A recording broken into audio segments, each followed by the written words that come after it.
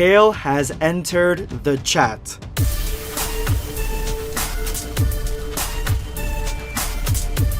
Prepare yourself, Dan Saiyan. Smash that like button, and if you're new to the channel, make sure to hit the subscribe button and turn on notifications. That way you never miss a video. Ever since the ending of my last video, the last chapter of Goku Trains Caulifla, where Kale has finally come into play, I was wondering to myself, of course it is presumed that Kale, with the earring, the Potara earring, she brought them so she can fuse with Caulifla. It was Goku's hidden plan and he pulled it off perfectly, but I was wondering to myself, can Kale take on Gotenks? And that is the question that I have for you guys today. Can Kale defeat Gotenks? I'm going to go ahead, give you guys a moment. Let me know your answer in the comment section below, because I am curious. Caulifla, obviously, in this manga, did not stand a chance against Gotenks until she teamed up with Kaba and they were working in unison. Now, can Kale fight Gotenks on her own? And even better, can Kale and Caulifla together without fusing, can they do some damage to Gotenks? Because I feel like Gotenks isn't really on the same level as the Ikari Broly power. Now, I'm not saying that's what power that Kale has, but it's very similar. It's like almost like the second cousin of that power. So it's a very similar power that Kale has, and then he would be coming up against the power of friendship itself if he fought both of them without them fusing. So he would be in a tough spot, I think, against this duel than he was against Caulifla and Kaba. But of course, that more than likely isn't what's going to happen, and they are going to fuse right off the bat. So let's go ahead and jump into the story. Gotenks looks confused as to who the hell this is, and he says, "Who's that? Another Super Saiyan?" And Caulifla responds with, "She is my sister, she is my friend." And I think that the way that he is describing it in this Dragon Ball fan manga is that they are like bros, kind of, and that's basically the community verdict on their relationship, that they're not actually related, they're just best friends. And Kale tells Caulifla, "I will fight alone.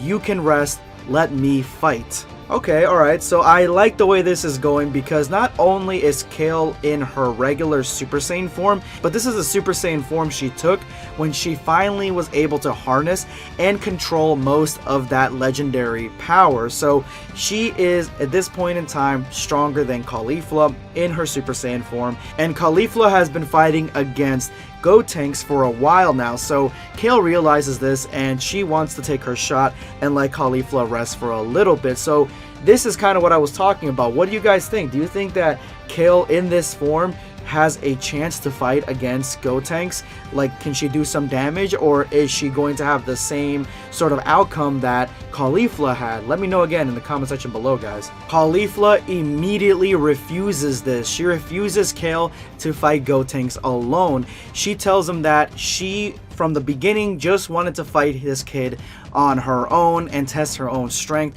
and just because Kale is here doesn't mean that she is not going to do that. And Kale like is kind of dumbfounded because she figured that Caulifla wanted to rest, but she's obviously going to go with Caulifla's word. If Caulifla thinks that she's still good enough to be in this fight, then let her be in this fight. But then Caulifla immediately takes it back and says, "Although I do admit I cannot do this alone. So Kale, I have a request from you. I have something to ask you." She asks Kale if she could lend her her power, if they can fight together, and she reaches out her hand. Gotenks is seeming a little bit more worried about Kale at this point. There are only 9 minutes left in the fusion, and if he doesn't take Kale seriously, then he could actually be in a world of trouble. So he's thinking a little bit more like a competent fighter here, and he's like, maybe I should just be a little bit more serious about this fight. Caulifla says if they unite the right way, if they use the earrings, they will become the most unstoppable fighting machine that has ever been seen, and this is the way that their superior power becomes one. And she's obviously talking about the Potara earrings. Obviously Kale brought them with her, and Gotenks just looks a little confused because he doesn't really know that they're going to fuse together. I don't think that Gotenks knows about the Potara fusion at this point. I think he only knows about the fusion dance, so he probably thinks that both these fighters are going to fight him at the same time, when in fact he's going to be fighting their fused being. Let's become one. And you see here that Caulifla and Kale both have the earrings, and the fusion is beginning. Gotenks looks like he's completely lost, and again, I think that he doesn't know that they can fuse with earrings, they can fuse with objects. He only knows about the fusion dance. He may know a little bit about Piccolo's way of fusing, but more than likely he doesn't know anything about the Potara, and he is completely in shock as to what is going on. And that is where today's chapter leaves off, where we are gonna finally get to see Kefla into action. And I like this chapter a lot because we get to see Kale become the hero. She's obviously the second to Caulifla. She has been for a very long time. She has been throughout most of her life, but now is the chance for her to redeem herself and to come back and come into play and save Caulifla's butt, because Caulifla cannot fight Gotenks and defeat him on her own, and obviously she couldn't do it with Cabba's help either, so she definitely needed to fuse. Now, do I want to see Kefla?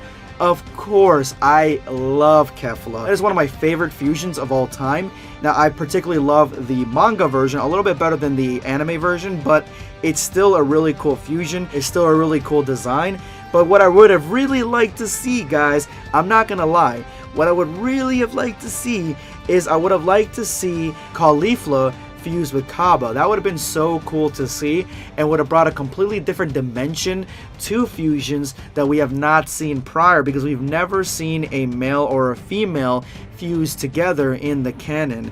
Now, we've only seen it once before, and that is in Dragon Ball Heroes. Android 17 and 18 fused together to look more or less like 17 with blonde hair. I'm assuming that 17's personality, the fact that he's dominant, it took over, and that is what the sex of the fusion ends up being. So it's a male version, but with both the powers. Obviously it would be a lot stronger, but we have never really seen it as much as I would have liked to see it, because I would like to see something new from Dragon Ball. I'm always up for that, and I love when they give us something brand new.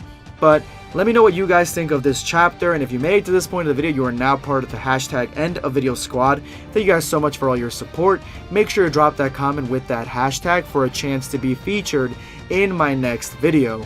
Today, I'm going to be responding to DMG Mana. I like this one a lot. It's kind of big, but it's basically DMG Mana telling me about the Xenoverse characters that he's created and the headcanon. So let me go through it real quick. My characters in Xenoverse 2 with my headcanon: Jaden, male Saiyan, main protagonist, descendant of Goku and natural born chosen Saiyan, ultimate Gohan hairstyle, soft eyes, purple eye color, black hair, thin muscles equal to Goku right now, wears end of Z Goku clothes, wears Tagoma's scouter since he doesn't like phones. Boette, female Saiyan, mate / wife of Jaden, daughter of Boo and Majin 21. Hairstyle, imagine the one Puddin from TFS has. Color, slightly darker shade of pink, blue eyes, regular black Majin eyes, wears Majub's clothes, since why not, wears also Tagoma's scouter, since she also doesn't like phones. Hybrid, female Saiyan, daughter of Jaden and Boette, hairstyle like Gine, red eye color and pink skin thanks to Majin heritage, can't do most things a Majin can since she ain't 100% Majin. Black hair, wears future Trunks clothes since she is a fan, and yes, from the DBS version, the blue hair Trunks clothes, and even his sword, wears Tagoma's scouter sometimes but puts it away so she can wear Trunks' Dragon Ball Super sword. Snow, Arcosian, Frost Demon, Frieza race, best friend of Jaden like a big brother to Boette and the uncle of Hybrid, has black crystal like things, the ones Frieza has in purple, you know, dark gray skin, pure red eyes like Cooler in his mask form, wears a mask, wears a purple modern scouter, wears berserker outfit for Frieza's race CAC. Whew, that was a lot of information there, DMG, and I actually am really curious to see what these characters look like. So if you want to send me a picture on Twitter through my DMs or just tag me in one, I'll retweet it. I would love to see what your characters look like. Anyway, thank you so much for your extremely descriptive comment, DMG. This is going to be BlackScape signing off. Take care, guys.